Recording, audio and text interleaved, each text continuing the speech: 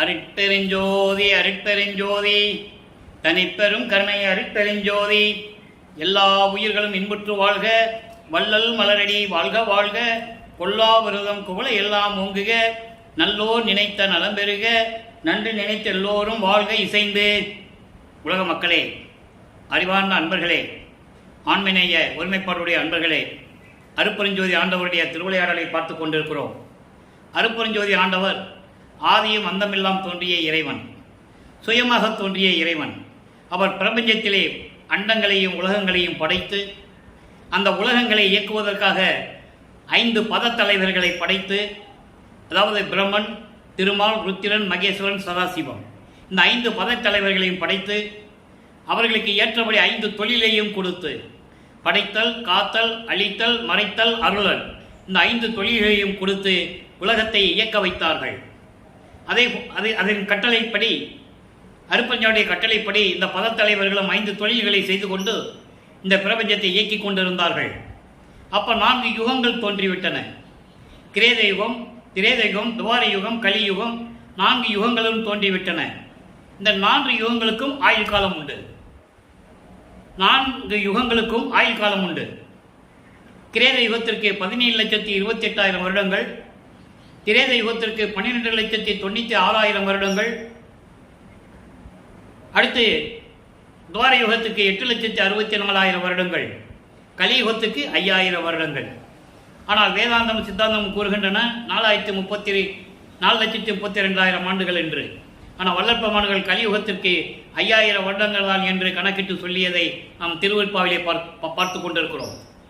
இந்த 4 யுகங்களிலுமே சமயங்களும் மதங்களும் மார்க்கங்களும் உருவாகிவிட்டன. சமயங்கள், மதங்கள், மார்க்கங்களை உருவாக்கியவர்கள் தங்களுடைய கர்த்தாக்களை தலைவர்களாக ஏற்றுக்கொண்டு அதன்படி உருவங்களை அமைத்து, கோயில்களை அமைத்து, வழிபாட்டு முறைகளை அமைத்து வழிபட செய்து விட்டார்கள். மக்களும் வழிபட்டு கொண்டிருக்கிறார்கள் இன்றைய வரை. அப்போ அந்த யுகங்களுக்கு ஆயுள் காலம் முடிந்தது போல இந்த சமயங்களுக்கும் மதங்களுக்கும் மார்க்கங்களுக்கும் ஆயுள் காலம் உண்டு. அது முடிவடைந்த நிலையில் உலக மக்களுக்கென்று ஒரு மார்க்கம் வேண்டும்.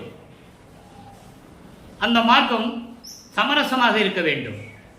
உலக மக்கள் அனைவரும் சமரசமாக வாழ்ந்து கொண்டு சண்டை சச்சரவு இல்லாமல், முரண்பாடுகள் இல்லாமல், வேறுபாடுகள் இல்லாமல் இன்புற்று வாழ வேண்டும் என்பதற்காக அருட்பெருஞ்சோதி ஆண்டவர் தனது மகனை, தனது செல்வ பிள்ளையை ஒரு தாயின் வழியாக இந்த மண்ணுக்கு வருவிக்க செய்தார். இந்த சுத்த சன்மார்க்கத்தை தன் மகனிடம் ஒப்படைக்க வேண்டும். அதற்கு 1823ஆம் ஆண்டு தொடங்கிய திருவிளையாடல் 30/1/1874 இரவு 12 மணி வரையிலும் அந்த திருவிளையாடல் நடந்து கொண்டிருந்தது. 51 ஆண்டுகள். இந்த 51 ஆண்டுகளையும் 8 ஆண்டுகளாக பிரித்து தன் மகனுக்கு அருளை கொடுத்து கொண்டிருக்கிறார். நமது பிள்ளை பெருமானவர்கள் ஒரு தாயின் கருவறையிலே இருக்கும்போது நடந்த திருவிளையாடல்களை பற்றி விளக்கமாக நாம் கூறியிருந்தோம். அதன் பிறகு தில்லையிலே சிவ ரகசியத்தை, சிதம்பர ரகசியத்தை காட்டும்போது அந்த நிலையை எப்படியெல்லாம் கூறியிருந்தார் என்பதையும் பார்த்துவிட்டோம். இப்போ வருவிக்கற்ற 9வது ஆண்டிலிருந்து 8 ஆண்டுகள் வரையிலும் எந்த விதமான அருளை பெற முடியவில்லை. நமது பிள்ளை பெருமானவர்கள் பாடசாலைக்கு செல்லவில்லை, எந்த ஆசிரியரிடம் போய் கல்வி கற்கவில்லை, அவர் மனம் ஒரு நிலையில் இல்லை. அப்போ அந்த 8 ஆண்டுகள் வரைக்கும் அவர் தனிமையிலே இருந்து கொண்டிருக்கிறார். தனிமையான ஒரு இடத்தை நாடி சென்று கொண்டிருக்கிறார். 9வது ஆண்டுடைய தொடக்கத்தில் இறைவன் தன் மகனை ஆட்கொள்ளுகிறார். ஆண்டாறு 3 ஆண்டிலே அருட்கடலே என்று சொல்லுவார். ஆரோடு 3வது ஆண்டிலே என் ஆண்ட கருணை கடவுளே என்று சொல்லுவார். ஆக இறைவன் தன்னை 9வது ஆண்டில் ஆட்கொண்டதை தெளிவுபட நமக்கு கூறியிருக்கிறார்கள். 9வது ஆண்டில் ஆட்கொண்ட பிறகு இறைவன் தன் மகன் முன் தோன்றி, மகனை நீ என்னால் வருவிக்க உற்றவன் இந்த பூலோகத்திற்கு. இப்போ இருக்கின்ற நிலையில் நீ ஞானத்தை மட்டும் பெற்றுக்கொள்வாய், முன்பருவம் பின்பருவம் காட்டி நான் அருள் செய்வேன் என்று சொல்லி மறைந்து விடுகிறார். இதற்கான ஆதாரங்கள் திருவெற்பாவில் இருக்கிறது. அப்போ இந்த நிலை மறைந்த பிறகு இவருக்கு மறைப்பு நிலை ஏற்படுகிறது. நமது பிள்ளை பெருமானவர்களுக்கு மறைப்பு நிலை, இறைவனால் வருவிக்க உற்றவன் நிலை என்று தெரியும். இறைவன் வந்து ஆட்கொண்டு விட்டான் என்ற நிலை மட்டும் அவருக்கு தெரியும். மற்ற நிலைகள் எல்லாம் மறைப்பு நிலையில் இருக்கிறது. ஏற்கனவே விண்ணுலகத்தில் இருக்கும்போது ஏற்பட்ட ஒப்பந்தங்கள், எப்படியெல்லாம் இந்த பூலோகத்தில் வந்து அவர் இருக்க வேண்டும் என்ற நிலைகள் எல்லாமே இங்கு சொல்லிதங்க, எல்லாமே ஏற்கனவே நிர்ணயிக்கப்பட்டது. சொல்லிதங்க வருவிக்க விட்டார். அப்போ 9வது ஆண்டில் ஞானத்தை பெற்ற பிறகு இறைவனிடம் எப்படி முறையீடு செய்கிறார்? அப்போ அவருக்கு மறைப்பு நிலை இருக்கிறது. சுத்த சன்மார்க்கம் தெரியாது. அருப்பெருஞ்சோதி ஆண்டவர் யாருன்னு அப்போ அவருக்கு தெரியாது. இந்த சமயங்களும் மதங்களும் மார்க்கங்களும் சொல்லப்பட்ட சைவ சமயத்தை சேர்ந்த தலைவன் சிவபெருமானை இறைவனாக ஏற்றுக்கொண்டு வழிபட்டுக் கொண்டிருக்கிறார்கள். நமது பிள்ளை பெருமான் அவர்களும் அந்த நிலையில் இருந்து கொண்டிருக்கிறார். சமயங்களிலும் மதங்களிலும் மார்க்கங்களில் கூறப்பட்ட நெறிகளை பின்பற்றி கொண்டு, அதன் சங்கற்ப விகற்பங்களை எல்லாம் பின்பற்றி கொண்டு, சங்கற்ப விகற்பங்கள் என்பது சைவ சமயத்தினுடைய குறியீடுகள். திருநூறு பூசிக்கொள்ளுவது, உத்தராட்ச மாலையை போட்டுக்கொள்வது, இந்த மாதிரி சமய குறியீடுகள் நிறைய இருக்கின்றன. இதையெல்லாம் இட்டுக்கொண்டு அந்த நிலையில் அவர் இருந்து கொண்டிருக்கிறார். அப்போ அவர் சரியை, கிரியை, யோகம் என்ற 12 நிலைகள் இருக்கின்ற வழிபாடு முறைகளை பின்பற்றி கொண்டிருக்கிறார். சரியை என்பது உருவங்களை பார்த்து வழிபடுவது. யாருக்கு அவங்களுக்கு எந்த சமய தலைவர்கள் பிடிக்குதோ அந்த தலைவனை மனதில் வைத்துக்கொண்டு உருவங்களை வைத்து வழிபடுவது. கிரியை என்பது அதே உருவத்திற்கு வேள்வி வளர்த்து, சந்தனம் பூசி, ஆராதனை பண்ணி, அபிஷேகம் பண்ணி, வேதங்களை சொல்லி வழிபடுவது. யோக நிலையில் இருந்து கொண்டு வழிபடுவது. இப்படி 12 நிலைகள் இருக்கின்றன. இந்த நிலையில் இருந்து கொண்டு நமது பிள்ளை பெருமான் அவர்கள் இறைவனிடம் முறையீடு செய்கிறார். 1ஆம் திருமுறையிலே திருவருள் முறையீடு பதியத்திலிருந்தே பார்த்து கொண்டிருக்கிறோம். திருவருள் முறையீடு மொத்தம் 232 பாடல்களை கொண்டது. இன்னைக்கு 189வது பாடலை நம்ம பார்க்க போறோம். பாடலை நல்லா கவனிங்க. பாடல் உங்களுக்கு புரியாட்ட கூட இறைவன் கொடுத்த விளக்கம் மிகவும் எளிமையாக இருக்கும்.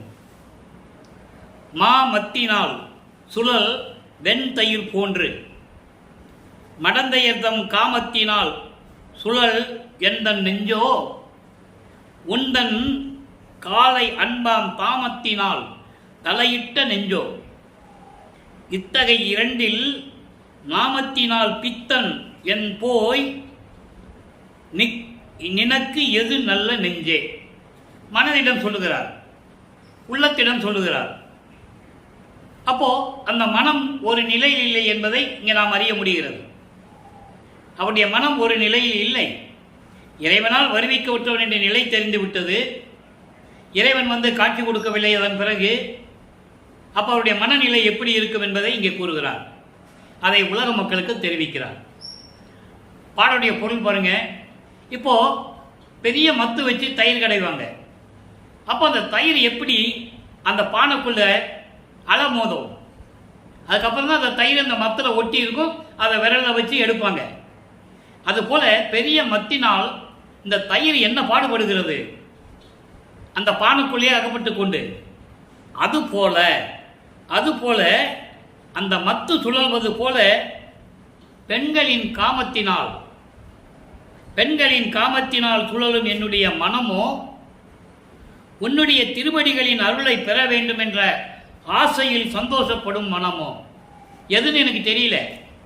இந்த இரண்டில், இந்த 2 வகையில் பித்தன் என்ற பெயர் உனக்கு வருவது எது நல்லதோ அதை மட்டும் செய் எனும் மனதிடம் சொல்லுகிறார். காரணம், வல்லப்பெருமான்கள் வருவிக்கூற்று முதல் 8 ஆண்டுகளில் எந்த விதமான நிலையும் இல்லை. 2வது 8 இருக்கும்போது வல்லப்பெருமான் அவர்கள் 9வது ஆண்டிலிருந்து 16 ஆண்டுகளுக்குள் இருந்து கொண்டிருக்கிறார்.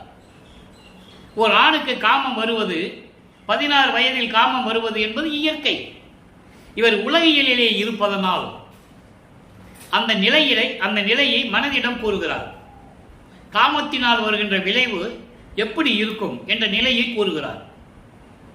அப்போ ஒரு பானையில தயிர் கடையும் போது, மொத்தில தயிர் கடையும் போது தயிர் எப்படி அலமோதுது, அதுபோல என் மனம் பெண்களின் காமத்தினால் இந்த மனம் அப்படி அலைபாய்ந்து கொண்டிருக்கிறது.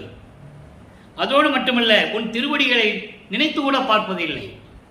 இப்படி மனமே 2 நிலையில் நீ இருந்து கொண்டிருக்கிறாய். உனக்கு எது நல்லது என்பது உனக்கு தெரியும்.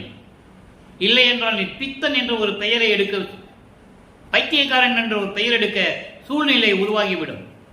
எனவே மனமே ஒரு நிலைப்பட்டு ஒரு நிலையில் இருப்பாயாக என்று சொல்லி, இறைவா இப்படிப்பட்ட மனதை, இரண்டு நிலைகள் இருக்கக்கூடிய அந்த மனதை ஒருநிலைப்படுத்தி, என் மனதை அலைப்பாய்வதை நிறுத்தி, மனக்குரங்கு என்று சொல்லுவார், அதை தடுத்து மனத்தை ஒரு நிலைப்படுத்தி காமத்தை நீக்கி, எனது மனம் எப்பொழுதுமே உன் திருவடியை நினைத்துக் கொண்டிருக்க வேண்டும், அந்த நிலையில் எனக்கு அருள வேண்டும் என்று சொல்லி முறையீடு செய்கிறார். இப்போ வல்லற்பமானவர்கள் வறுமைக்கு விட்டு 2வது ஆண்டில் இருந்து கொண்டிருக்கிறார், 16 ஆண்டுகளுக்குள். அப்போ 13வது ஆண்டில் அவருக்கு ஞானம் கிடைத்த பிறகு திருவொற்றியூர் செல்ல மனம் உந்துகிறது. மனம் சொல்லுது, திருவொற்றியூருக்கு போலாம் வான்னு சொல்லுது. மனம் சொல்லுவதை விட அருப்பஞ்சாண்டவர் உள்ளத்தை தூண்டி விடுகிறார். தன் மகனை திருவொற்றியூருக்கு அழைத்து செல்ல வேண்டும், சமயங்களிலும் மதங்களிலும் மார்க்கங்களில் சொல்லப்பட்ட நெறிகளை பின்பற்றி கொண்டிருக்க வேண்டும். ஏன்னா அதே மகனால் பின்னால் இது வேண்டாம் என்று சொல்ல வேண்டும். சுத்த சன்மார்க்கத்தை பெற்ற பிறகு இதெல்லாம் இல்லை, காலங்கள் முடிந்து விட்டது, எல்லாமே மடிந்து விட்டது, ஒளிந்து விட்டது என்று சொல்ல வேண்டும். இதான் கான்செப்ட், நீங்கள் நல்லா புரிஞ்சுக்கணும். அப்போ அந்த நிலையில் இருக்கும்போது 2ஆம் திருமுறை உருவாகிறது. 2ஆம் திருமுறை மொத்தம் நான் ஏற்கனவே கூறியது போல 113 பதியங்களை கொண்டது, 1207 பாடல்களை கொண்டது. தினமும் ஏன் இதை சொல்றேன்னா, நீங்க புரிஞ்சுக்கணும். ஒவ்வொரு பதிகத்திலும் ஒவ்வொரு பாடலிலும் இறைவர் நமது பிள்ளை பெருமானவர்கள் எந்த நிலையில் இருந்து கொண்டிருக்கிறார் என்பதை உலக மக்களுக்கு தெரியப்படுத்த வேண்டும். இப்போ 21 பதியங்களை பார்த்துட்டோம். காரணம், இவர் திருவொற்றியூருக்கு போகணும், இறைவனை வழிபடணும், ஒரு பிரயோஜனம் இல்லை. அப்புறம் திருமுல்லை வயலுக்கு போகணும், அங்கே மாசிலாமணி சொல்லி வழிபடணும், எந்த விதமான பலனும் இல்லை. திருவழித்தாயத்துக்கு வரணும், அங்கே கந்தா கேசவான்னு உருகி உருகி பாடணும், ஒரு வழியும் இல்லை. அதன் பிறகு இப்போ திருப்புகழ் விலாசம் என்ற பதியத்தை நாம் பார்க்க போகிறோம். 4வது பாடல். திருப்புகழ் விலாசம் என்பது இறைவனுடைய அருளை சொல்லுவது, அட்ரஸ் பண்ணுவது. இங்கிலீஷில் சொல்லணும்னா அட்ரஸ் பண்ணுவாங்கல்ல, அறிமுகப்படுத்துவாங்க, அட்ரஸ் பண்ணுறது. அப்போ திருப்புகழ் விலாசத்தை, திருப்புகளை, இறைவனுடைய திருப்புகளை சொல்லணும், அதே நேரத்தில் இவருடைய நிலையையும் இறைவன்கிட்ட சொல்லணும். இப்போ பாருங்க, கஞ்சன் ஓர் தலை நகத்து அடர்ந்தவனே, காமன் வெந்திட கண் விழித்தவனே, இறைவனுடைய திருப்புகளை சொல்லணும். தஞ்சமானவருக்கு அருள் செய்யும் பரனே, சாமிக்கோர் திரு தந்தையானவனே, நஞ்சம் ஓர் மணிகண்டனே, எவைக்கும் நாதனே, சிவஞானிகட்கு அரசே, செஞ்சொல் மாமரை ஏத்துரும் பதனே, திகழும் ஒற்றியூர் சிவபெருமானே. நீங்கள் ஒன்று நல்லா கவனிக்கணும். இவர் வருவிக்கப்பட்ட 32 ஆண்டுகள் வரைக்கும் சிவபெருமான் சொல்லுவார், நமச்சிவாயன் சொல்லுவார், சிவாய நமன் சொல்லுவார், ஓம் சிவான் சொல்லுவார், மாசிலாமணி சொல்லுவார், கந்தன் சொல்லுவார், பல பெயர்களை கூறுவார். காரணம் கூறிதான் ஆகணும், காலத்தின் கட்டாயம். அப்போ அவருக்கு அருப்பஞ்சாண்டவர் யாருன்னு தெரியாதுல்ல. அப்போ இந்த சிவபெருமான், நடராஜன், தியாகராஜ பெருமான், இந்த குரூப்பெல்லாம் ஒரே ஆள் தான். சைவ சமயத்தின் தலைவர்கள் அந்தந்த காலகட்டங்களில் அந்தந்த இடங்களில் இந்த சைவ சமயத்தை சேர்ந்தவர்கள் இறைவனை பற்றி சொல்ல வேண்டும், மக்களுக்கு சொல்ல வேண்டும், சைவ நெறியை பரப்ப வேண்டும் என்று சொல்லி அவர்கள் கருத்துக்கு ஏற்றபடி உருவங்களை அமைத்து வழிபட வைத்து விட்டார்கள். இதைத்தான் நான் முதலே சொன்னேன். அதே மாதிரி வைஷ்ணவ சமயத்தை சேர்ந்தவர்கள் திருமாலை எப்படியெல்லாம் உருவகப்படுத்த முடியுமோ அப்படியெல்லாம் உருவகப்படுத்தி அப்படியெல்லாம் வழிபட செய்து விட்டார்கள். கௌபார சமயத்தை சேர்ந்தவர்கள் முருகனை எப்படி உருவகப்படுத்த வேண்டும், காணாபத்தியத்தை சேர்ந்த விநாயகனை எப்படி உருவகப்படுத்த வேண்டும், சௌரம் சமயத்தை சேர்ந்த சூரியனை எப்படி உருவகப்படுத்த வேண்டும், சாகரம் அம்மனை பற்றி எப்படியெல்லாம் உருவகப்படுத்த வேண்டும் என்பதையெல்லாம் அவர்கள் கருத்துக்கேற்றபடி உருவகப்படுத்தி ஆலயங்களை அமைத்து வழிபட செய்து விட்டார்கள். அப்போ இந்த நிலை இருக்கும்போது வள்ளற்பமன் அதை தான் சொல்லிட்டு இருக்கிறார். எப்படி? கஞ்சன் ஓர் தலை நகத்து அடர்ந்தவனே. கஞ்சன் என்பவன் செந்தாமரை மலரை வீட்டுக் கொண்டிருக்கின்ற பிரம்மன். கஞ்ச மலர் என்பது செந்தாமரை மலர். செந்தாமரை மலர்கள் வீற்றிருக்கின்ற பிரமனுடைய ஒரு தலையை கிள்ளி எடுத்தவன். ஆணவத்தோடு தெரிந்து கொண்டிருந்த பிரமணனில் அந்த ஆணவம் என்கின்ற ஒரு தலையை, ஏற்கனவே அவன் 5 தலைகளை உடையவன், இப்போதான் நான்முகனானார். அவர் தலையை கிள்ளி எடுத்தாச்சு. காமன் வெந்திட கண் விழித்தவனே, மன்மதனை அழிப்பதற்காக, எரித்து சாம்பலாக்குவதற்காக நெற்றிக்கண்ணை திறந்தவன். நெற்றிக்கண் திறந்தால் நெற்றிக்கண்ணை திறந்து காமனை அழித்தவன். அதற்கு பிறகு தேவர்கள்லாம் வந்து சொல்ல உயிர்ப்பித்து கொடுத்தார். இது புராணங்களிலே உண்டு. அடுத்து தஞ்சமானவருக்கு அருள் செய்யும் பரனே, நீதான் ஏதாவது செய்ய வேண்டும் என்று தஞ்சம் அடைந்து விட்டால், அடைக்கலம் அடைந்து விட்டால் அவர்களுக்கு அருள் செய்யக்கூடிய இறைவன். நஞ்சமால் மணிகண்டனே, இதை சொல்லாமல் இருக்கவே மாட்டார் வள்ளற்பெருமான். அதாவது கொடிய விஷத்தை உண்டு கழுத்திலே நிறுத்தி கொண்டதனால் அவருக்கு மணிகண்டன் என்ற பெயர் வந்தது. பால்கடலை கடையும் போது அங்கே அமுதம் வருகிறது. தேவர்களை காப்பாற்றுவதற்காக அமுதத்தை கொடுக்க வேண்டும். அரக்கர்களிலிருந்து காப்பாற்றுவதற்காக பாம்பு மத்த கடையும் போது பாம்புவே ஒரு அரக்கனாக வர்றாங்க. அப்போ அந்த பாம்பு விஷத்தை அதில் கக்குகிறது, உமிழ்கிறது. என்ன செய்யணும் தெரியாமல் இருக்கும்போது சிவபெருமானை வேண்டுகிறார்கள். சிவபெருமானை வந்து அந்த அந்த விஷத்தை எடுத்து தான் உண்டு கழுத்தில் நிறுத்தி கொண்டார். அந்த இடத்துல மட்டும் நீல நிறமாக இருக்கும், கருப்பாக இருக்கும், இதெல்லாம் சொல்லுவார். அதான் அப்படிப்பட்ட மணிகண்டனே, எவைக்கும் நாதனே, எல்லாவற்றுக்கும் இறைவனாக இருக்கக்கூடிய இறைவன், சிவஞானிகளுக்கு அரசாணாக இருக்கிற இறைவன், செஞ்சொல் மாமரை ஏத்துரும் பதனே. செஞ்சொல் மாமரை அதாவது சத்திய மெய்சொல் கண்ட 4 வேதங்கள் இருக்கின்றதே, அந்த வேதங்களெல்லாம் வணங்கக்கூடிய இறைவனே, திருவொற்றியூரில் விளங்கிக் கொண்டிருக்கின்ற சிவபெருமானே, எனக்கு விரைவில் வந்து அருள்வாயாக என்று சொல்லி இந்த பாடலை அருளியிருக்கிறார்கள். ஆக வள்ளற்பெருமான் அவர்கள் 2வது எட்டில் இருக்கிற வரைக்கும், அதாவது 16 ஆண்டுகளுக்குள் எந்த விதமான அருளையும் பெற முடியவில்லை. வீட்டிலிருந்து கிளம்பி செல்லுவது, திருவொற்றியூர் செல்லுவது, திருமலை வாயில் செல்லுவது, திருவள்ளி பயத்துக்கு, அப்போ அவர் எங்கே போனாலும் நடந்து தான் போகணும். அப்புறம் அவருக்கு பறக்கும் சக்தி இல்லை, நினைச்ச இடத்துல இருக்கிற சக்தி இல்லை, ஏம சக்தி இல்லை, தத்துவ சக்தி இல்லை, எதுவுமே இல்லை அவருக்கு. அப்போ அதை நீங்கள் நல்லா புரிஞ்சுக்கணும். திருவள்ளுவர் தெளிவாக சொல்கிறார். அப்போ இந்த நிலை இருக்கும்போது எங்கே போனாலும் நடந்து தான் போகணும். அப்போ அவர் மனம் எப்படி இருந்திருக்கும்? இறைவனால் வருவிக்க உற்ற மகன் என்று தெரியும். ஆனால் அவருடைய நிலையை நீங்கள் நினைச்சு பாருங்களேன், எப்படி இருந்திருக்கும்னு. இதை பார்த்துதான் எல்லாருமே அவரை கேலி செய்தார்கள், கிண்டல் செய்தார்கள். அதான் சொல்லுவார் ஞானசரியிலே, மானம் போன வழியெல்லாம் விடுத்தேன் என்று சொல்லுவார். அவ்வளோ அற்புதமாக இருக்கும் அந்த பாடல்கள்லாம். இப்போ இந்த நிலை தொடர்ந்து கொண்டிருக்கிறது. இப்போ வள்ளற்பெருமான் அவர்கள் 3வது எட்டில் அடியெடுத்து வைக்கிறார். 3 16வது ஆண்டிலிருந்து நான் தினமும் கூறுவதுதான், வள்ளற்பெருமானுக்கு வயது இல்லை, அவர் ஒவ்வொரு யுகத்திலேயும் இருந்தவர். திருவருட்பாவிலே தெளிவாக நமக்கு அருளி இருக்கிறார்கள். அவருக்கு பிறப்பு இறப்பு இல்லை. நல்லா புரிஞ்சுக்கணும் நீங்கள். அப்போ இந்த திருவிளையாடலுக்காகவே, சமரச சுத்த சன்மார்க்கத்தை உலக மக்களிடம் ஒப்படைக்க வேண்டும் என்பதற்காகவே, ஜீவகாருண்ய ஒழுக்கத்தை மக்களிடம் சொல்ல வேண்டும் என்பதற்காகவே, உயிரிகளிடம் இரக்கம் கொள்ள வேண்டும் என்பதற்காகவே, சொல்லுவதற்காகவே வருவிக்க உற்றவர். இதுதான் கான்செப்ட், இதுதான் நோக்கம். அதான் நீங்கள் நல்லா புரிஞ்சுக்கணும். இதை ஏன் சொல்கிறேன்னா, இந்த பிரபஞ்சம் தோன்றிய காலத்திலிருந்தே ஒவ்வொரு யுகத்திலேயும் நடந்ததை, சைவ சமயத்தின் தலைவனாகிய சிவபெருமானுடைய திருவிளையாடலை, வைஷ்ணவ சமயத்தின் தலைவனாகிய திருமாலுடைய திருவிளையாடல்களை, பிரம்மனுடைய திருவிளையாடல்களை, முருகன், விநாயகன், அம்மை, எல்லாம் இந்த அம்மை அந்த அம்மை நிறைய அம்மைகள்லாம் பேர் உண்டு. அப்போ அவங்கெல்லாம் செய்த திருவிளையாடல்கள் எல்லாம் புராணத்தில் இருந்ததை சொன்னார்கள், மக்களுக்கு தெரிந்தது. திருவருட்பாவில் இருக்கின்ற அருட்பெருஞ்சோதி ஆண்டவருடைய திருவிளையாடலை மக்களிடம் யாரும் சொல்லவில்லை. அதான் விஷயம். எல்லாருமே மக்கள் வந்து இறைவனில் முருகனையோ பிள்ளையாரோ நேர யாரும் பார்த்ததில்லை. ஆனால் இந்த இறைவன் யாரு? நமது பிள்ளை பெருமானவர்கள். அவர் இறைவன் தான். இப்போ நான் ஏன் இறைவன் சொல்றேன்னா உங்களுக்கு புரியணும். இப்போ சமயங்கள் இருக்கிறார், அது வேற விஷயம்.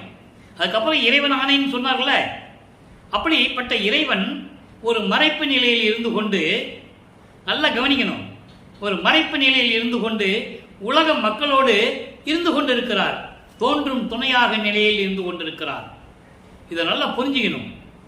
இந்த பிரபஞ்சத்தில் யாரும் அப்படி 51 வருடங்கள் இருந்ததில்லை.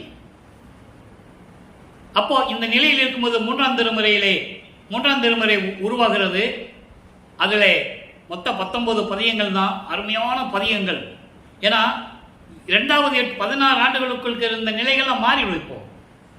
இப்போ திருவொற்றியூருக்கு போவார், காட்சி கொடுப்பாரு, மறைஞ்சிருவார், டாட்டா கட்டிட்டு போயிடுவார். இப்படியெல்லாம் நம்ம பாடலில் பார்த்தோம். அப்புறம் அவருடைய மனநிலையை நாரையிடையும் கிளிகளிடையும் தூது அனுப்புவார், அதையும் பார்த்தோம். ஒரு குரத்தி பெண்ணிடம் போய் குறி கேட்பாரு, குறி ஓடினா தானே, சோழி உருண்டா தானே குறி ஓடும். அவர் தான் அங்கே தடுக்கிறாரே. ஏன்?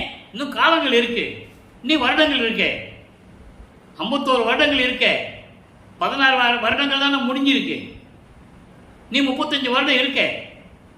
இப்போ இவர் 24 ஆண்டுகளுக்குள்ள இருக்கிறாரு, இன்னும் 27 வருடம் பாக்கி இருக்கு. அதை நீங்க புரிஞ்சுக்கணும். அப்போ இந்த நிலையில் இருக்கும்போது பதியங்கள் ஒவ்வொரு பதியத்திலையும் தன்னுடைய நிலையை தெளிவாக கூறியிருக்கிறார்கள்.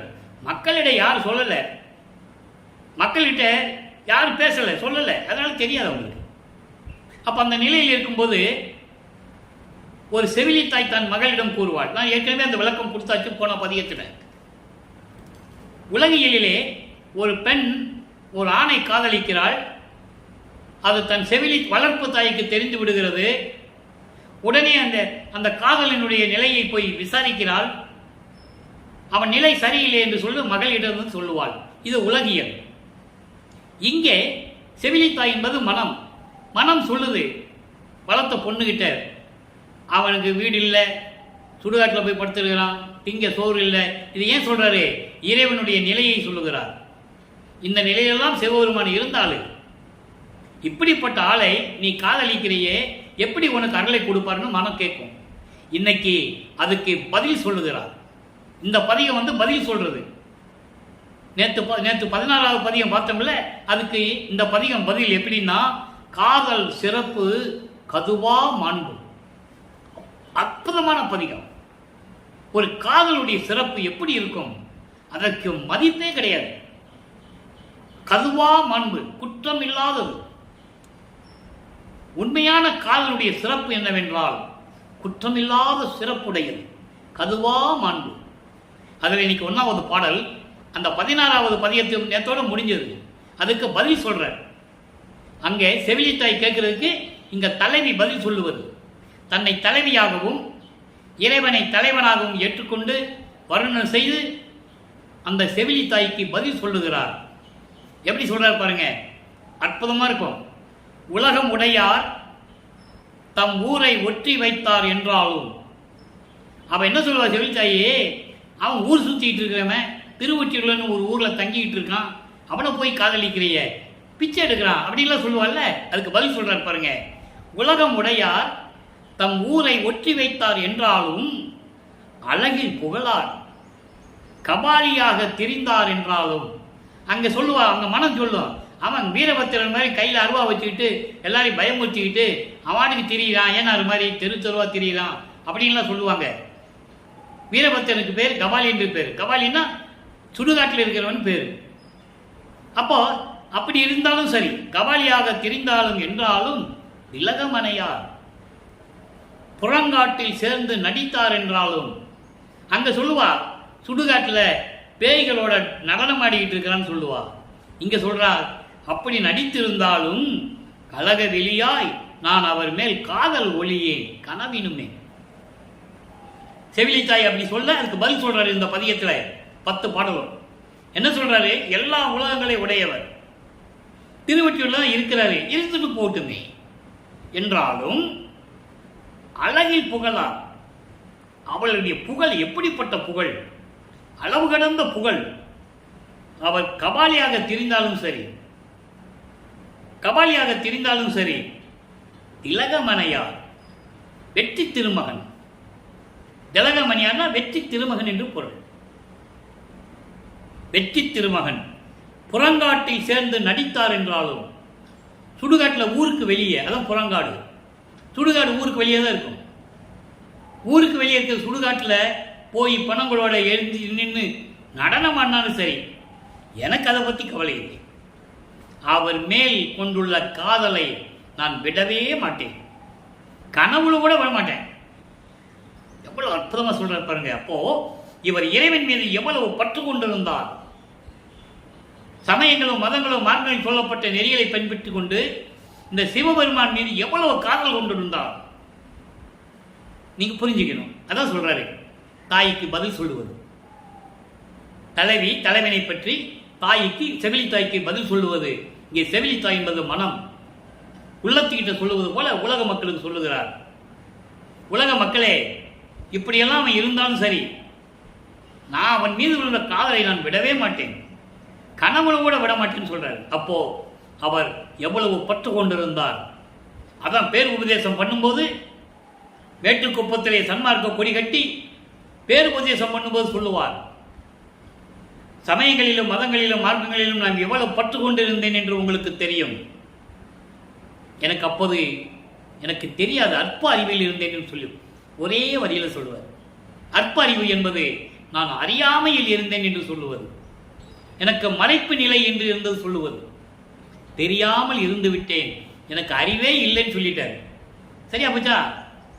அதான் இங்க சொல்றாரு, அவ்வளவு பற்று கொண்டிருந்தேன் என்று சொல்லுகிறார்.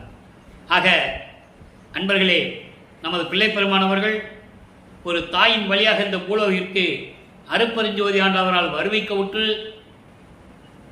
24 ஆண்டுகள் வரையிலும் எந்த விதமான அருளையும் பெற முடியாமல் தவித்துக் கொண்டிருக்கிறார். அப்போ அவர் மனநிலை எப்படி இருக்கும் என்பதை நீங்கள் புரிந்து கொள்ள வேண்டும். தன்னை சார்ந்தவர்களுக்கும் நட்பு வட்டாரத்தில் இருந்து இருக்கின்றவர்களும் இவர் வருவிக்கு உற்றதனால் ஏற்பட்ட சொந்தங்கள் எப்படியெல்லாம் அவரை ஏளனமாக பேசியிருப்பார்கள், அதையெல்லாம் தாங்கிக் கொண்டிருந்தார்கள் நமது பிள்ளை பெருமானவர்கள். இப்ப 4வது 8 தொடங்குகிறது. 4 32 ஆண்டுகள் வரைக்கும் என்ன நடந்தது? அதாவது 25வது ஆண்டில் தொடங்கி 32வது ஆண்டுக்குள், அந்த 8 ஆண்டுகளுக்குள் என்ன நடந்தது? அப்ப அந்த நிலையில் இருக்கும்போது ராமலிங்கத்துக்கு வயசு போய்கிட்டே இருக்கு.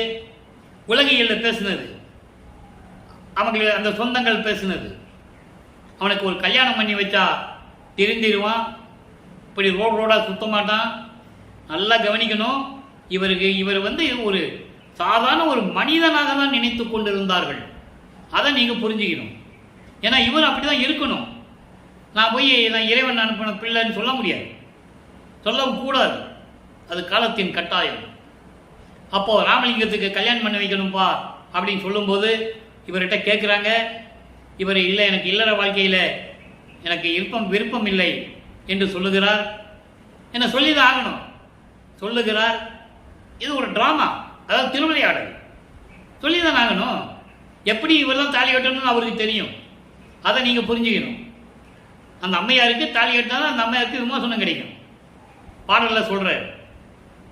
அப்போ இந்த நிலையில் இருக்கும்போது யாரோ ஒருத்தர்கிட்ட போய் பஞ்சாயத்து கட்டதாகவும் அவர் பஞ்சாயத்து பண்ணி இவரை ஒத்துக்க சொன்னதாகவும், இதெல்லாம் உலகியல் செய்தி. அது ஒரு பக்கம் இருக்கட்டும், அந்த விலகத்துக்குள்ள நம்ம போக வேண்டாம். அப்போ அந்த 27வது ஆண்டில் இவர் தனக்கோடி அம்மையாருக்கு தாலி கட்டி, அதாவது திருமாங்கல்யம் பூட்டி, அந்த அம்மாவுக்கு மோட்ச வீட்டை காட்டி விமோசனத்தை காட்டி அருள் செய்கிறார். இது அந்த அம்மாவுக்கும் தெரியும். இவர் எப்போ திருமாங்கல்யம் பூட்டினாரோ, தாலி கட்டினாரோ, அப்பவே அந்த அம்மாவுக்கு பூர்வ ஜென்ம புண்ணியங்கள்லாம் தெரிஞ்சிருச்சு. அதை வெளிப்படையாக யாருக்கும் சொல்லலை, ஆனால் பாட்டில் சொல்றார். இது யாரும் மறுக்க முடியாது, ஆதாரங்கள் இருக்கு. அப்போ அந்த நிலைகள் இருக்கும்போது அந்த திருமண மண்டபத்திலே பிரம்மன் திருமணம் அவங்க தேவர்கள் எல்லாம் உட்கார்ந்து வாழ்த்துவதற்காக உட்கார்ந்து இருக்காங்க. அப்போ தன்னுடைய அம்மாவும் அப்பாவும் வரல, அருப்பஞ்சாண்டவரும் சிவகாமி வரல, நீ ஒரு மனம் எப்படி இயங்கிச்சு, அதெல்லாம் பாடலை பார்த்துட்டோம். அதன் பிறகு மணமக்களை வாழ்த்துவதற்காக அருப்பஞ்சாண்டவரும் சிவகாமி வள்ளியும் 2 குதிரை மாட்டின தேரில் எப்படி வாழ்த்து விட்டு போனாங்கன்றதை நம்ம பார்த்துட்டோம். இதெல்லாம் மக்கள்கிட்ட யார் சொல்லலை, அதெல்லாம் அவங்களுக்கு தெரியாது. ஆனால் பாடலில் இருக்கே அத்தனையும் இங்கே சொல்லக்கூடிய கருத்துக்கள் விளக்கங்கள் எல்லாமே திருவெட்பாவில் இருந்து வல்லற்பமான்கள் அருளியது, இறைவன் கொடுத்த விளக்கம். அப்போ இந்த நிலையெல்லாம் மாறுது. அப்போ உலகியலை துறக்க வேண்டும், உலகப்பற்றுகளை விட வேண்டும், வெள்ளாடை அணிய வேண்டும், முக்காடு போட வேண்டும். முக்காடு ஏன் போட்டான்றதுக்கு ஒரு தனி பதிவே நம்ம போடணும். பல விளக்கங்கள் சொல்லியிருப்பாங்க, கற்ற அறிஞர்கள், படித்தவர்கள் என்னென்னமோ விளக்கம்லாம் சொல்லியிருப்பாங்க, நீங்கள் கேட்டிருப்பீங்க. அது உண்மையான விளக்கங்கள்லாம் நிறைய இருக்குது. அதெல்லாம் நம்ம பின்னால் பார்க்க போகிறோம். சுத்த சன்மார்க்கத்தை வாங்கின போது தான் அந்த விளக்கங்கள்லாம் வரும். அதை நம்ம கடைசியில் பார்க்க போகிறோம். அந்த நிலையில் இருக்கும்போது அந்த உலகியலை துறக்க வேண்டும். அப்போ என்ன பண்ணுறாரு, கதவை பூட்டி தாப்பா போட்டுறாரு அங்கே சென்னையிலேயே. இனிமேல் எங்கேயும் போகக்கூடாது, போனது போகட்டும், நடந்தது நடந்து போச்சு, இனிமேல் எங்கேயும் போகக்கூடாதுன்னு முடிவு பண்ணி கதவை சாத்திட்டார், தாப்பா போட்டார். இறைவன் வருகிறார்.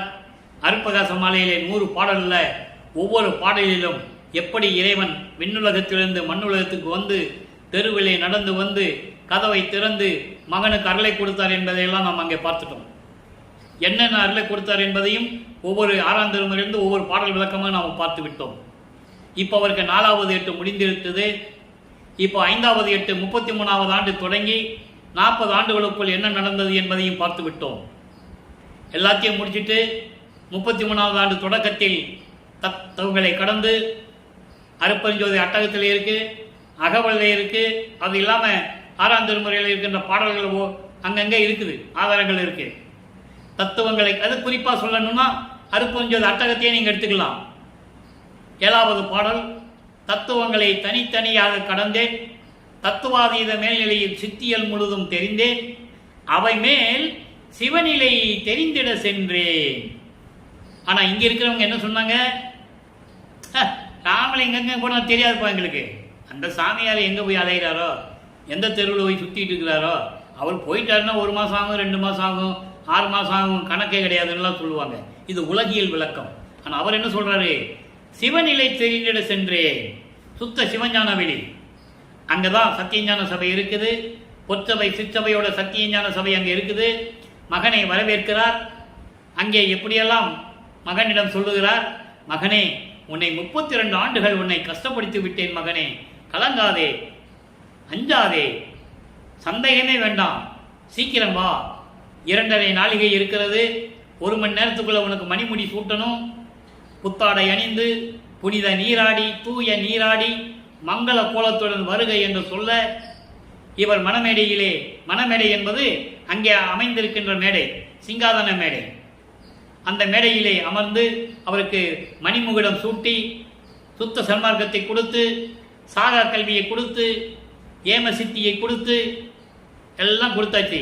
இனிமேல் தத்துவங்களை நிக்கிரம் செய்யணும். தத்துவங்களை நிக்கிரம் செய்வது மட்டுமல்ல, கடவுளை அறிந்து அமையமாகணும். அது நடந்தது தான் சித்தி வளாது. அது கடைசி 3வது வருஷம்.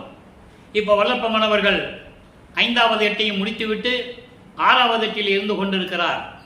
6வது 8 என்பது எல்லாவற்றையும் வாங்கிட்டு நேராக கரும்புலிக்கு வந்துடுறார். கரும்புலி வந்தவுடனே அங்கே 9 ஆண்டுகள் இருந்து கொண்டிருக்கிறார். அந்த 9 ஆண்டுகளில் தந்தையும் மகனும் எப்படியெல்லாம் உரையாடல் நடத்தினார்கள், எப்படியெல்லாம் அருளை கொடுத்தார் என்பதை நாம் ஒவ்வொரு பாடலாக பார்த்து கொண்டிருக்கிறோம். இப்போ கரும்புலியிலே இருந்தபோது இப்போ கரும்புலியை விட்டு வெளியே வரணும். ஏன்னா இங்கே வந்து தர்மசாலையை அமைக்கணும். அதுக்காக வடலூரில் இருக்கின்ற பார்வதிபுரம் மக்கள் இடத்தை கொடுக்குறேன்னு சொல்லிட்டாங்க. நேராக வராரு. ஒரே நாள் அங்கே விடைபெற்று கொண்டு கரும்புலியில் அந்த வீட்டினுடைய அந்த வீட்டு சொந்தக்காரர்கிட்ட எல்லாம் சொல்லிட்டு, வெங்கட ரெட்டியாரும் அவங்க மனைவி முத்தையாளம்மையாற்றி சொல்லிட்டு பிரையா விடைபெற்று கொண்டு வடலூர் வந்து ஒரே நாளில் தர்மசாலையை அமைத்து ஜீவர்களுக்கு பசியாற்றினார், பசியாற்று வித்தல் செய்தார். ஒரே நாளில் எல்லாம் நடந்தது. அதன் பிறகு தர்மசாலையிலே அமர்ந்து கொண்டு இப்போ 6வது 48 ஆண்டுகளுக்குள் இருந்து கொண்டிருக்கிறார்.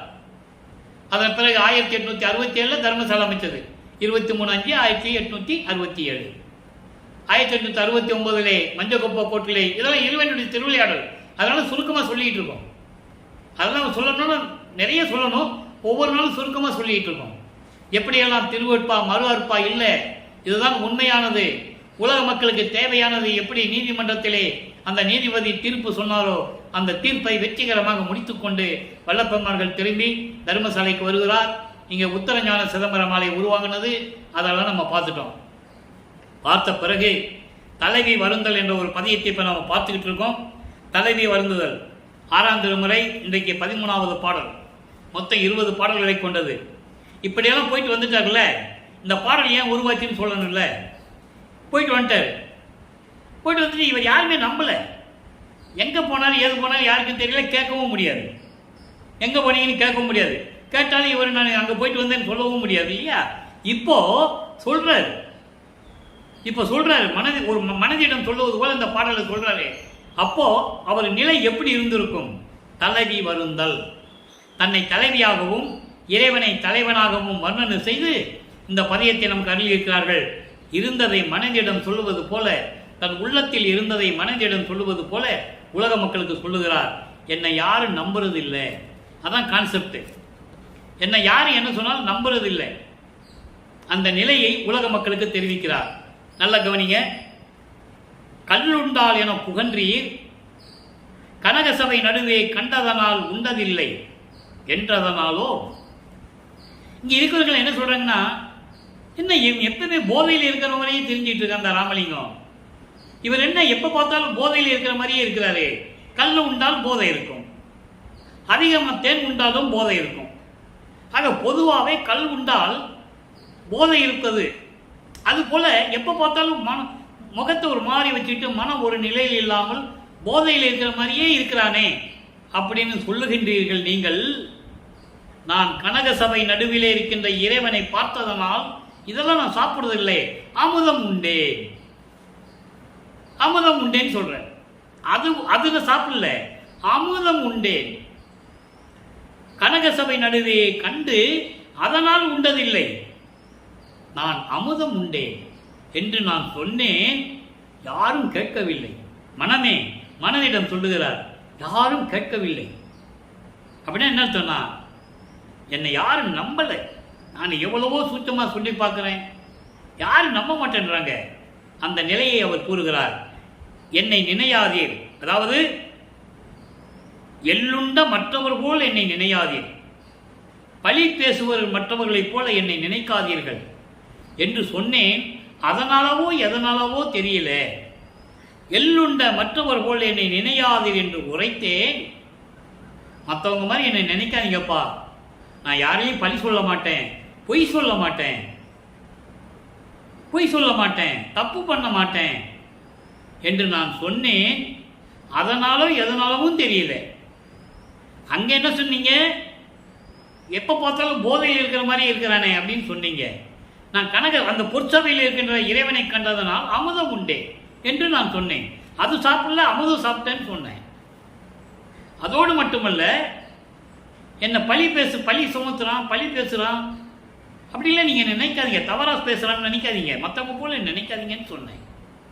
அதனாலவோ எதனாலவும் தெரியல, உள்ளிண்ட மகிழ்ச்சியெல்லாம் உவட்டி நின்றால் வாங்கி மனதை சொல்லுகிறார்.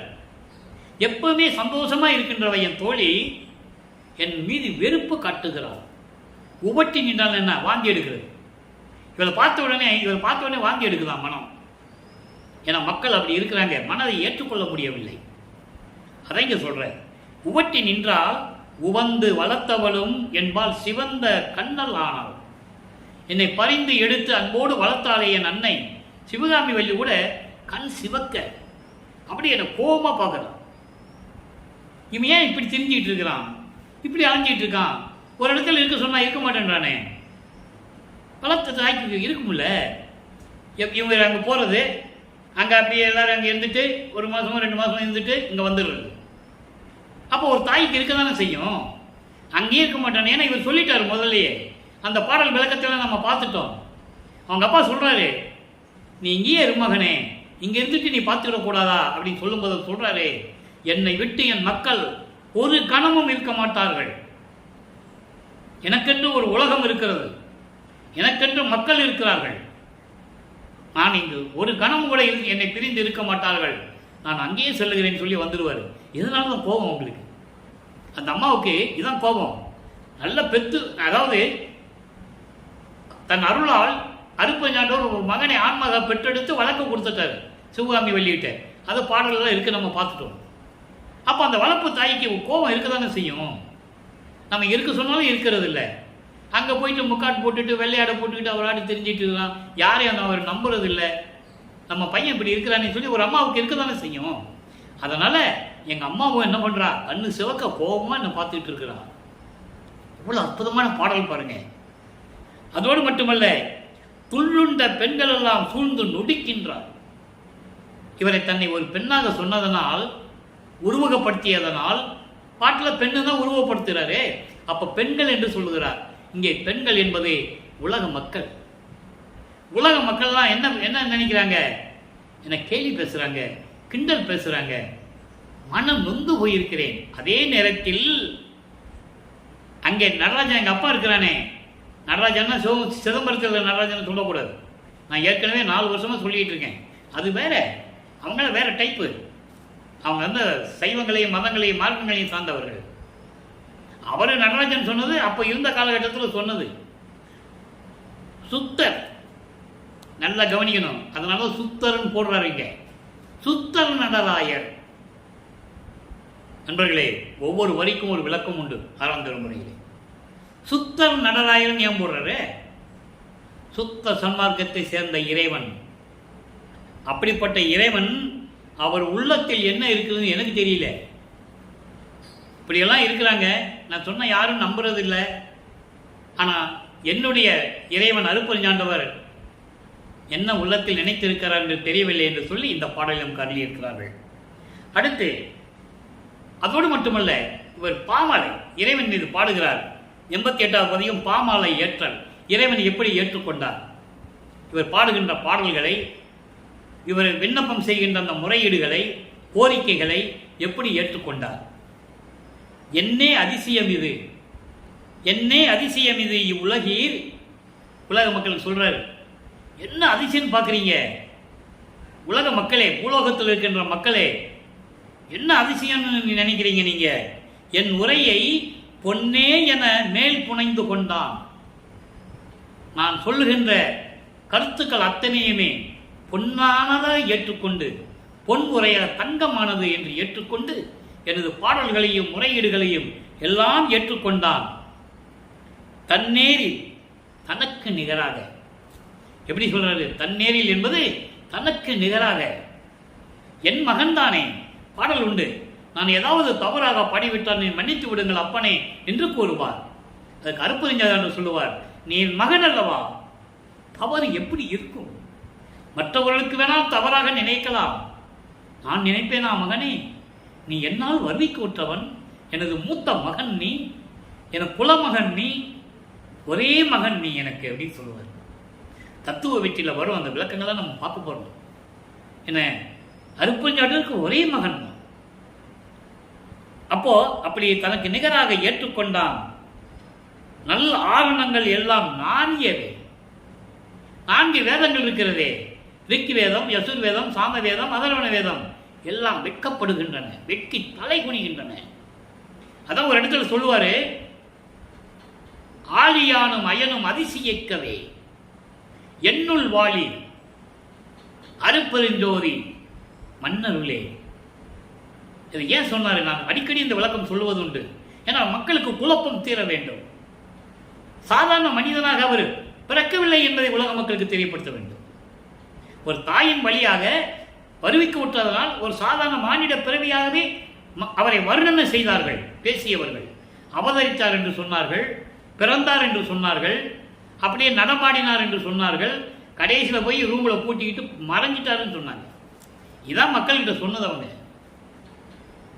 நான் பிரம்மனால் படைக்கப்பட்டவன் அல்ல, திருமலால் காக்கப்பட்டவன் அல்ல, என் தந்தையால் நான் அவருடைய அருளால் ஆண்மகனாக நான் படைக்கப்பட்டவன், என்னை பெற்றவனும் அருட்பெருஞ்சோதி ஆண்டவர், என் தாயும் தந்தையும் அவனே, எம்மையினும் என்னை விட்டு இறையும் பிரியாது, அம்மையும் அப்பனுமாம் அருட்பெருஞ்சோதி. புரிஞ்சுக்கணும் நீங்க. அதோடு மட்டுமல்ல, ஊழிதோறு ஊழி உழவினும் உளப்புறாது ஓங்கி வாலி என்று எனக்கு வைத்த நன்னிதியை, ஊழிதோறு ஊழி உழவினும் அழியா உடம்பை அளித்தனன், ஊழிதோறு ஊழி உயிர் தலைத்து ஓங்கினன். நிறைய இடங்கள்ல இருக்கே. ஆக அந்த நிலையில் இருந்து கொண்டிருப்பவர் வல்லற்பமானவர்கள் என்பதை நான் பதிவு செய்ய கடமைப்பட்டிருக்கிறேன். இறைவன் வரவு இயம்பல். இப்போ 102வது பதிகம் இறைவன் வரம்பு இயம்பல் 6வது பாடல். ஒவ்வொரு பதிகமாக பார்த்துட்டு வரோம். இன்னும் இடையில சில பதியங்கள் இருக்கு, நடராஜபதி மாலை, சர்க்குருமணி மாலை, இன்னும் நிறைய இருக்கு. அதெல்லாம் அங்க 1ஆம் திருமொழியில் மகாதேவ மாலை சொல்லும்போது வரும். இப்போ இறைவன் எப்படி வருகிறார் உலக மக்களுக்கு சொல்றார். உள்ளபடி உரைக்கின்றேன் சத்தியமா உரை இது உணர்ந்திடுக மனனே. மனதிடம் சொல்லுவது போல இறைவனுடைய வரவு எப்படி இருக்குன்னு சொல்றார். மனதிடம் சொல்வது போல உலக மக்களுக்கு சொல்லுகிறார். நல்லா புரிஞ்சுக்கணும் நீங்க, இதான் கான்செப்ட். இப்போ உள்ளபடி உரைக்கின்றேன், உள்ளதை உள்ளபடி சத்தியமாக சொல்லுகின்றேன், மனமே இதை தெரிந்து கொள், உலக மக்களே தெரிந்து கொள் என்று அர்த்தம். சத்தியமா சொல்றேன், உள்ளதை உள்ளபடி சொல்றேன், நீங்க தெரிஞ்சுக்கங்க. நீ உலகமெல்லாம் அறிய, மனமே உலகமெல்லாம் அறிய வள்ளல் வரு தருணம் இது, தருணம் இதே என்று வகுத்து உரைத்து தெரித்திடுக. மனதிடம் சொல்ற, மனமே நான் சொல்லிட்டேன், இது சத்தியமான வார்த்தை, என்ன பண்ற, எல்லா உலகங்களும் தெரியும்படி வள்ளல் வருகின்ற தருணம் இது, அருப்பஞ்சாண்டர் வருகின்ற நேரம் இது, இதுதான் என்று வகுத்து உரைத்திடுக. முறைப்படி முறைப்படி நீ சொல்லிவிடுக. மயக்கம் அனைத்தையும், இதில் எந்த தயக்கமும் உனக்கு வேண்டாம், மயக்கம் அனைத்தையும் கொல்லலை. கொல்லலைன்னா எந்த சந்தேகம் உனக்கு வேண்டாம். இதில் மாய மயக்கெல்லாம் ஒன்றும் கிடையாது. இது நான் சொல்றதெல்லாம் சத்தியமான வார்த்தை. இதை நீ அப்படியே உலக மக்களுக்கு சொல்லிடு மனமே. அருப்பஞ்சாண்டவர் வருகின்ற நேரம் வந்து விட்டது என்று முறைப்படி நீ உலக மக்களுக்கு சொல்லிடு, எந்த விதமான தயக்க வேண்டாம்னு சொல்லிட்டாரு. அப்ப என்ன சொல்றாரு, உலக மக்களே நான் சொல்லுவதெல்லாம் சத்தியம், அருப்பெருஞ்சோதி ஆண்டவர் வருகின்ற நேரம் வந்து விட்டது. இதைதான் பேருபதேசத்தில் கொடி கட்டிட்டு சொல்லுவார். ஐயோ உலக மக்களே, உங்க மேல எவ்வளவு அன்பு இருந்தா நான் இதெல்லாம் சொல்லுவேன், நினைச்சு பாருங்க. இயற்கை உண்மை விளக்க கடவுள் அருப்பெருஞ்சோதி ஆண்டவர் ஒரே கடவுள் தான். மற்றவங்க சொல்றதெல்லாம் நம்பாதீங்க. அவர் வர்ற நேரம் வந்துட்டு நீங்க நேரம் வாங்க சுத்த சன்மார்க்கத்துக்குன்னு அவர் சொல்றாரு. ஆனா இங்க இருக்கிறவங்க சொல்றாங்க அப்படியெல்லாம் கிடையாது, கோயில் கோயிலா போய் சிலைகள்லாம் கும்பிட்டு தான் வரணும், மாற்றி சொல்லிட்டாங்க. மக்களுக்கு ஒரே குழப்பம். அதனால இன்னைக்கு வரைக்கும் அவர் வல்லப்பெருமான் என்ன சொல்றாங்க, அவர் அப்படிதான் போய் இருந்தாரு, அப்படிதான் இருந்தாருன்னு சொல்லியே அவருடைய உண்மையான நிலையை, இறைநிலையை மக்களுக்கு சொல்ல மறந்துட்டாங்க. ஆனா அவர் என்ன சொல்றாரு, நேரம் வாங்கன்னு தான் சொல்றாரு. அப்போ அப்படியெல்லாம் சொல்லிவிட்டு என் குருநாதன் அருப்பெருஞ்சோதி பெருமான் குறிப்பது, அவர் சொன்னது அவர் சொன்னதுதான் நான் சொல்லியிருக்கேன். என் குறியும் எனவும் குறியாதே கண்டாய். இதுல என் கருத்து ஒன்றும் கிடையாது, அதை நீ தெரிஞ்சுக்கணும். மனமே நீ தெரிஞ்சுக்கணும், உலக மக்களை நீங்க தெரிஞ்சுக்கணும். நான் சொன்னதெல்லாம் அவர் சொன்னதான் நான் சொல்றேன், என்னுடைய வார்த்தை ஒரு வார்த்தை கூட கிடையாது, அதை நீ நினைச்சுக்கணும் அப்படின்னு சொல்ற. அடுத்து நல் உலகில் இனி நாளை குறைத்தும் என தாழ்கேள், நாளை தொட்டு நமக்கு ஒளியா ஞான நட கழிப்பே. நாளைக்கு சொல்றேன்னு சொல்லி தாமதம் பண்ணாத. அதுக்கப்புறம் நான் இந்த உலகத்தில் போய் நான் பிரபஞ்சத்தை இயக்கணுமே, நடன கழிப்பே. நான் அதுக்கு தான் இருக்கேன், தெளிவா சொல்றாரு. நாளை தொட்டு நமக்கு, நாளை தொட்டு எனக்கு தொடர்ந்து இந்த பிரபஞ்சத்தை இயக்க வேண்டிய வேலை இருக்க. அதனால் இன்னைக்கு சொல்லிடு, காலம் தாமதம் பண்ணாதே. மனதிடம் சொல்லுவது போல உலக மக்கள் சொல்கிறார், இனிமேல் உலக மக்களே நான் தான் பிரபஞ்சத்தை இயக்கப் போகிறேன், 5 தொழிலையும் செய்து கொண்டு இந்த பிரபஞ்சத்தை இயக்கப் போகிறேன் என்று சொல்லுகிறார். அடுத்து பாருங்க, சுத்த சிவநிலை. அடுத்த பதிகத்திலேயே 3வது பாடல், எண்ணுகின்றேன் எண்ணங்கள் எல்லாம் தருகின்றான். சுத்த சிவநிலை எப்படி இருக்கும்? இவர் 32 ஆண்டுகள் வரைக்கும் சமயங்களிலும் மதங்களிலும் மார்க்கங்களில் ஈடுபட்டு கொண்டிருந்து அதனுடைய வழிபாட்டு முறைகளை பின்பற்றி கொண்டு திருநூறு அணிந்து கொண்டும் முத்துராஜமாலை போட்டுக்கொண்டும் குறியீடுகளை போட்டுக்கொண்டும் திரிந்து கொண்டிருந்தார்கள். அது நிலை, அது சமயங்களையும் மதங்களையும் மார்க்கங்களையும் சார்ந்த நிலை. சுத்த சன்மார்க்கத்தை பெற்ற பிறகு சுத்த சிவநிலை, அதான் சுத்த சன்மார்க்க நிலை. எண்ணங்கள் எண்ணுகின்றேன் எண்ணங்கள் எல்லாம் தருகின்றான், நான் நினைத்ததையெல்லாம் கொடுத்து கொண்டிருக்கிறான். இது 6ஆம் திருமுறையில் ஒரு பாடலில் சொல்வார், அகவலை நிறைய இடத்துல சொல்லுவார், எப்படி விளைந்தன என் மனம் எனக்கு அப்படி அருளிய அருட்பெருஞ்சோதி, எத்தகைய விளைந்தன என் மனம் எனக்கு அப்படி அருளிய அருட்பெருஞ்சோதி, நான் என்னென்ன நினைச்சேன்னு அப்படியே கொடுத்துருன்னு சொல்லுவார். அதே மாதிரி 46வது பதிகம் அருள் ஜோதி நிலையில 1வது பாடல்ல 5வது வரியில சொல்லுவாரு, எண்ணிய நான் எண்ணியவாறு எனக்கு அருளும் தெய்வம். அதான் இங்க சொல்றாரு, எண்ணுகின்றேன் எண்ணங்கள் எல்லாம் தருகின்றான். நான் என்னென்ன நினைச்சேன் எல்லாம் கொடுத்தாச்சு. பண்ணுகின்றேன் பண்ணுவித்து பாடுகின்றான். நான் அவரை வணங்கி பாடிக்கொண்டிருக்கிறேன், என்னை பாட வைத்து வேடிக்கை பார்த்து கொண்டிருக்கிறான். எப்படி சொல்றாரு பாருங்க, பண்ணுவித்து பாடுகின்றான், என்னை பாட வைத்து என்னை வணங்க வைத்து ஆட்டிவித்துக் கொண்டிருக்கிறான், திருவிளையாடல் செய்து கொண்டிருக்கிறான். உண்ணுகின்றேன் தெல்லமுதம், அமுதம் உண்டு கொண்டிருக்கிறேன், சுத்த சன்மார்க்க அமுது, கருணை அமுது, மதிமண்டலத்து அமுதம் நான் உண்டு கொண்டிருக்கிறேன். உள்ளம் தெளிய தருகின்றான், என் உள்ளம் தெளிய மெஞ்ஞானம் கிடைக்கும் வரை தருகின்றான். உள்ளம் தெளிய என்பது மெஞ்ஞானம், மெஞ்ஞானத்தை தந்து கொண்டிருக்கிறான். வள்ளல் நடராயன் மகிழ்ந்து, அருட்பெருஞ்சோதி ஆண்டவர் உள்ள மகிழ்ந்து எனக்கு எல்லாவற்றையும் தந்து கொண்டிருக்கிறான் என்பதை கூறுகிறார். எவ்வளவு உறுதிபட கூறுகிறாரே நீங்க பார்த்துக்கணும். அடுத்து 110வது பதிகம் தனி திரு அலங்கல் 134வது பாடல். நல்ல கவனிங்க, இறைவனை எப்படி வேண்டுகிறார், இறைவனை எப்படி சொல்லுகிறார், அது ஒரு பாடல். இன்பிலே வயங்கும் சிவ பரம்பொருளே, என் உயிருக்கு அமுதமே, பேரின்பத்திலே விளங்கிக் கொண்டிருக்கின்ற அருட்பெருஞ்சோதி ஆண்டவரே, என் உயிருக்கு அமுதமே, என் அன்பிலே பழுத்த தனி பெரும் பழமே, என் அன்பிலே கிடைத்த பேரின்பமான இறைவனே. சிவானந்த அனுபவம்னு சொல்றார், அதான் பழம்னு சொல்றார். பெரும் பழம்னு என்ன? சிவானந்த அனுபவம், அதான் இறைவனுடைய அனுபவம். அப்படிப்பட்ட இறைவனே, அருள் நடம்புரியும் என் அரசே, திருவிளையாடல் செய்து கொண்டு அருள் நடனம் செய்து கொண்டிருக்கின்றனர் இறைவனே, வன்பிலே விளந்த மாயையும் வினையும் மடிந்தன. வன்பிலே கொடுமையான சூழ்நிலையில் துன்பத்தை தரக்கூடிய மாயைகளும் வினைகளும் சமயங்களும் மதங்களும் மார்க்கங்களும் மடிந்து விட்டன, இறந்து விட்டன. இதான் நான் முதலே சொன்னேன். இதுக்கப்புறம் ஒரு மார்க்கம் வேணும்ல, அதான் சுத்த சன்மார்க்கம். அதெல்லாம் ஒளிந்து விட்டது என்பதை கூறுகிறார். இது உலக மக்களுக்கு தெரியாது. ஏனால் காலங்காலமாக இருந்ததனால் அவங்களுடைய சுதந்திரத்தில் இருந்து கொண்டிருக்கிறார்கள். நல்லா புரிஞ்சுக்கணும். வல்லப்பமன் அதான் சொல்றாரு, உலக மக்களே, நீங்கள் சமயங்களையும் மதங்களையும் மார்க்கங்களையும் சார்ந்து கொண்டிருக்கிறீர்கள். அது உங்களுடைய சுதந்திரம், நான் இல்லை என்று சொல்லவில்லை. அதே நேரத்தில் இதெல்லாம் முடிந்த நிலையில், முடிவான நிலையில் வந்துவிட்டது. இப்ப சுத்த சன்மார்க்க காலம் நடந்து கொண்டிருக்கிறது. உலக மக்களுக்கு தேவை சுத்த சன்மார்க்க காலம், சுத்த சன்மார்க்கம் தேவை. நீங்க வாங்க, நீங்க இங்க வந்துட்டீங்கன்னா அந்த சங்கற்ப விகற்பங்கள் இருக்கக்கூடாது, எந்த விதமான குறியீடுகள் இருக்கக்கூடாது. அதான் தெளிவா சொல்றாரு.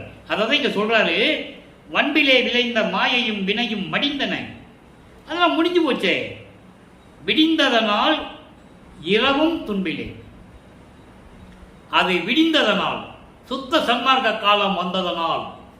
விடிந்ததனால சூரியன் வந்துருச்சு, அதனால விடிஞ்சு போச்சு, இரவு வந்துச்சு, போயிட்டுல சொல்லக்கூடாது. அது நூல் விளக்கம், இது சுத்த சன்மார்க்க விளக்கம். விடிந்ததனால், சுத்த சன்மார்க்கம் வந்ததனால், சுத்த சன்மார்க்க காலம் உதயமானதனால். அந்த காலம் முடிஞ்சு போச்சு. இது சுத்த சன்மார்க்க காலம். சுத்த சன்மார்க்க காலம் வந்து விட்டதனால் அறியாமை நீங்கிவிட்டது. எல்லா துன்பங்களையும் நான் கடந்து விட்டேன். இப்ப நான் துன்பம் இல்லாமல் பேரின்பமாக இருந்து கொண்டிருக்கிறேன்.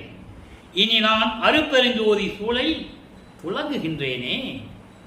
அருட்பெருஞ்சோதியுடைய சூழலில், அருட்பெருஞ்சோதிய திருச்செங்கோல் ஆட்சியில் நான் விளங்கிக் கொண்டிருக்கிறேன். அதான் சொன்னாரு, திரு அருள் செங்கோல் ஆட்சி செலுத்துவோம் என்று சொன்னார். செலுத்துவேன் என்று சொல்லவில்லை. இல்லை, அருட்பெருஞ்சாண்டவர் செலுத்துவார் என்று சொல்லவில்லை. செலுத்துவோம். அதான் அந்த சூழலில் விளங்கிக் கொண்டிருக்கிறேன். எவ்வளவு அற்புதமான விளக்கம் தெரியுமா அது? அருட்பெருஞ்சோதி சூழல் என்பது நானும் என் தந்தையும் சேர்ந்து கொண்டு இந்த பிரபஞ்சத்தை இயக்கிக் கொண்டிருக்கிறோம். அப்படி நிலையில் நான் விளங்கிக் கொண்டிருக்கிறேன் என்று சொல்லுகிறார். அப்போ நீங்க வல்லற்பனுடைய நிலையை நீங்க புரிஞ்சுக்கணும். அடுத்து பாருங்க, மெய்யருள் வியப்புல ஒரு விளக்கம், கடைசி பாடல் இந்த பாடலுக்கு. வல்லாய் உனது கருணை அமுது எனக்கு வாய்க்கு வந்ததே, மலமும் மாயை குலமும் வினையும் முழுதும் வெந்ததே. எப்படி ஒரு கனெக்டிவிட்டி பாருங்க. நம்ம சொல்ற பாடலுக்கும் மாயையும் வினையும் எல்லாம் முடிஞ்சு போச்சுன்னாங்கல்ல, அதுக்கு விளக்கம் இங்க கொடுக்கிறார். 134வது பாடலுக்கு தனித்திரு அளங்கள்ல மெய்யருள் வியப்புல 69வது பாடல்ல விளக்கம் இருக்கு. எப்படி? வல்லாய் வல்லமை படைத்த இறைவனே, அருட்பெருஞ்சோதியே, உனது கருணை அமுது என் வாய்க்கு வந்ததே. உனது சுத்த சன்மார்க்கம் எனக்கு கிடைத்து விட்டது, அதனால் எனக்கு கருணை அமுதும் கிடைத்து விட்டது. அழகா சொல்லிட்டாரா? அடுத்து பாருங்க, மலமும், மலம் 5, ஆணவம், கண்மம், மாயை, மாமாயை, துரோதை. இந்த 5 மலங்களும் மாயைகளும் மயக்கங்களும் குலமும், இதான் முக்கியமான வார்த்தை, குலமும். குலம் என்றால் என்ன? ஜாதி, சமயம், மதம், மார்க்கம். சாதியும் மதமும் சமயமும் பொய்யென ஆதியில் உணர்த்தி அருட்பெருஞ்சோதி. சாதியும் மதமும் சமயமும் காணா ஆதியநாதயம் அருட்பெருஞ்சோதி. சாதியும் மதமும் பொய்யே, அவற்றின் புகுதாதி. இது ஞான சரியை முதல்ல சொன்னது அகவல். குலமும், இந்த சாதியும் மதமும் சமயமும் மார்க்கமும் வினையும் முழுவதும், அதனால் வரக்கூடிய வினைகள், தீவினைகள் இருக்கிறதே, முழுவதும் வெந்தது, எரிஞ்சு சாம்பலாயிடுச்சுன்னு சொல்லிட்டார். இதுக்கு மேல என்னங்க சொல்லணும்? எரிஞ்சு சாம்பலாயிடுச்சுன்னு சொல்லிட்டார்ல. ஏன் சொன்னாரு? உலக மக்களே, அது போயிடுச்சு, சுத்த சன்மார்க்கத்துக்கு வாங்கன்னு சொல்றார். ஏன் வர தயங்குகிறார்கள்? ஏன் இன்னும் சுத்த சன்மார்க்கம் விளங்கவில்லை? மக்களிடம் விளக்கத்தை யாரும் கூறவில்லை. சுத்த சன்மார்க்கம் என்னன்னு விளக்கம் கொடுக்கணும். இங்க உருவ வழிபாடு கிடையாது, அபிஷேகம் கிடையாது, ஆராதனை கிடையாது. நீங்க வர வேண்டியது ஜோதி கூண்டில் இருக்கும், கும்பிட்டுட்டு உங்க விண்ணப்பத்தை வச்சுட்டு போகணும். வரும்போது எப்படி இருக்கணும்? கொலையும் புலையும் தவிர்க்கணும். மாமிசம் சாப்பிடக்கூடாது, உயிர்களை கொலை செய்யக்கூடாது, உயிர் நேயம் இருக்கணும், ஜீவகானிய ஒழுக்கத்தில் இருக்கணும். ஐயோ, ஒரு ஜீவன் பசியோடு இருக்கிறதே ஆதங்கத்திலேயாவது இருக்கணும். உன்னால செய்ய முடியலையா? முடிந்த அளவுக்கு அந்த பசியை நீக்கலாம். முடியலையா? இறைவன்கிட்ட விண்ணப்பம் வைக்கின்றார், நான் பார்த்துக்கிறேன். அருட்பெருஞ்சோதி ஆண்டவரே, ஒரு ஜீவன் பசியோடு துடிக்கிறது, என்னால் உதவி செய்ய முடியவில்லை என்று சொன்னால் இறைவன் கொடுத்து விடுவார். அதான் சொல்றார். அதான் சுத்த சன்மார்க்கம். அப்படி நிலையில் வினை முழுவதும் வெந்ததே, எல்லா நலமுமான அதனை உண்டு வந்ததே. எல்லா நலமும் எப்படி வந்துச்சு? சுத்த சன்மார்க்கத்தை பெற்றதனால். இந்த குலத்தையும் இந்த மாயையும் இந்த மலத்தையும் எல்லாம் நீக்கி, வினைகளெல்லாம் நீக்கிவிட்டு சுத்த சன்மார்க்கத்தை பெற்றதனால் உண்டு வந்ததே, ஏற்றுக்கொண்டதனால் வந்ததுன்னு சொல்றார். சுத்த சன்மார்க்கத்தை ஏற்றுக்கொண்டதனால் இந்த நிலை எனக்கு கிடைத்தது என்று சொல்லுகிறார். எவ்வளவு அற்புதமா இருக்கின்றதை நீங்க புரிஞ்சுக்கணும். விளக்கங்கள் யாரும் சொல்லாதனால வல்லப்பமானவர்கள் வருவிக்க விட்டு 202 ஆண்டுகள் ஆகிவிட்டது. ஒண்ணுமே சொல்லல அவரை பத்தி. பொதுப்படையா சொன்னாங்க. மருதூர்ல ராமையா பிள்ளைக்கும் சின்னையம்மையாருக்கும், சின்னையம்மையார் வந்து ராமையா பிள்ளைக்கு 6வது மனைவி, 5வது மகனாக பிறந்தாரு. அப்புறம் அங்க சிதம்பரத்துக்கு போனார பேர் வச்சாங்க. சிதம்பரத்தில் பேர் வைக்கல, மருதூர் பக்கத்தில் பின்னலூர்னு ஒரு கிராமம், அங்கே ராமலிங்கேஸ்வரர் கோயில் ஒரு கோயில் இருக்கு, அதான் உங்க குலதெய்வம். அங்கே தான் பேர் வச்சு மொட்டை போட்டு காது குத்துனது, கடுக்கானும் போட்டாங்க. அப்பவே அவர் இங்கே சொல்றாரு, இங்க பாரு, நீ அந்த அம்மா வயிற்றுல என்னை வைக்கும்போது காது குத்தல, கடுக்காம போடல, கடுக்காம போட்டான், நான் கழட்ட மாட்டேன், நீ எப்போ கழட்டே கழட்டிக்கும். அதனால தான் இறைவன் திருடனா வந்து கழட்டினது. அது இறைவனுடைய திருவிளையாடல். ஏன் திருவிளையாடல் சொல்லலை? இல்ல. அப்ப அவர் ஒரு மனிதனாகவே கடைசி வரைக்கும் சொன்னாங்க. ஒரு துறவி, ஏதோ ஒரு சாமியாரு, ஏதோ சுத்தி வெல்ல பண்றாரு, அவ்வளவுதான். அப்படிதானே சொன்னாங்க. அதான உண்மை. நான் வேணும்னு சொல்லல, உண்மையை தான் சொல்றேன். நான் எத்தனை பேர் பேசுனதை நான் கேட்டிருக்கேன். எனக்கு பேச வாய்ப்பளித்தது இறைவன் இந்த 4 வருஷமா தான். 6 திறமைக்கு விளக்கம் கொடுத்து நீ பேசுடா மகனே, அவ்வளவு அற்புதமான விளக்கங்களாக இருக்கு. ஆக இப்படியெல்லாம் இருக்கும்போது சுத்த சன்மார்க்கத்தை பெற்றதுனால தான் எனக்கு எல்லாமே கிடைத்தது. இரவாது என்றும் ஓங்கும் வடிவம் எனக்கு வந்தது. சுத்த சன்மார்க்கத்தில் இருந்தால் தான் மரணமில்லா பெருவாழ்வுன்னு சொல்றாரு. புரிஞ்சுக்கிட்டீங்களே இப்போ? அப்படி வடிவெல்லாம் வந்தது நான் சுத்த சன்மார்க்கத்தை பெற்றதனால். என் தந்தை இரவா வடிவம் கொடுத்து என்னை மேல்நிலைக்கு, கடவுள் நிலைக்கு ஏற்றிவிட்டார். நானும் இறைவனாகிவிட்டேன் என்று சொல்லுகிறார். எனவே அன்பர்களே, நீங்களும் சுத்த சன்மார்க்கத்தில் இணைந்து இறைவனை வணங்கி மகாமந்திரம் சொல்ல வேண்டும். அருப்பெருஞ்சோதி அருப்பெருஞ்சோதி, தனிப்பெருங்கருணை அருப்பெருஞ்சோதி. மகாமந்திரம் சொன்ன போதும். கொலையும் புலையும் தவிர்த்து இறைவனை வணங்கி எல்லா அருளையும் பெற்றுக்கொண்டு இந்த வையகத்தில் நீங்கள் வாழ்வாக வாழ வேண்டும் என்று வாழ்த்தி விடைபெறுகிறேன். இந்த வள்ளலார் ஊழியன். இறைவன் தயவும் கருணையும் உங்களுக்கு எப்போதும் கிடைக்கட்டும். நாளையும் இறைவனுடைய திருவிளையாடல் தொடரும். கண்டு மகிழ்ந்து இறைவனுடைய அருளை பெற்றுக் கொள்ளுங்கள்.